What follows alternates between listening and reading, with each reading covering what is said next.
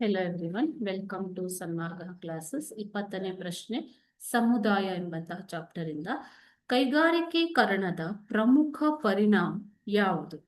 ಕೈಗಾರಿಕೀಕರಣ ಅಂತಂದ್ರೆ ಏನು ಅಂತ ನೀವೀಗ ತಿಳ್ಕೊಂಡಿದ್ದೀರ ಅಲ್ವಾ?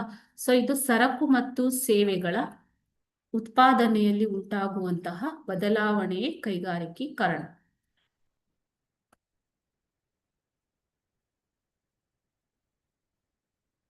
ಉತ್ಪಾದನೆಯಲ್ಲಿ ಉತ್ಪಾದನೆಯ ತಂತ್ರಜ್ಞಾನದಲ್ಲಿ ಉಂಟಾದಂತಹ ಬದಲಾವಣೆ. ಓಕೆನಾ? ಅದನ್ನೇ ಕೈಗಾರಿಕೀಕರಣ ಅಂತ ವ್ಯಾಖ್ಯಾನಿಸಲಾಗಿದೆ. ಸೊ ಇದರ ಪ್ರಮುಖ ಪರಿಣಾಮ ಏನು ಅಂತಂದ್ರೆ, ಹಳ್ಳಿಯ ಜನರು ಉದ್ಯೋಗಗಳನ್ನ ಹುಡುಕಿಕೊಂಡು ನಗರಗಳಿಗೆ ವಲಸೆ ಹೋಗ್ತಾ ಇದ್ದಾರೆ. ಇದು ಒಂದು ಪ್ರಮುಖವಾದ ಪರಿಣಾಮ. ಓಕೆನಾ? ಯಾಕೆ ಅಂತಂದ್ರೆ, ಕೈಗಾರಿಕೀಕರಣದಿಂದ ಕೈಗಾರಿಕೆಗಳು ಅಭಿವೃದ್ಧಿ ಹೊಂದಿದ ಹಾಗೆ ಹೆಚ್ಚು ಹೆಚ್ಚು ಉದ್ಯೋಗಾವಕಾಶಗಳು ಲಭ್ಯವಾಗುತ್ತವೆ ಅಲ್ವಾ?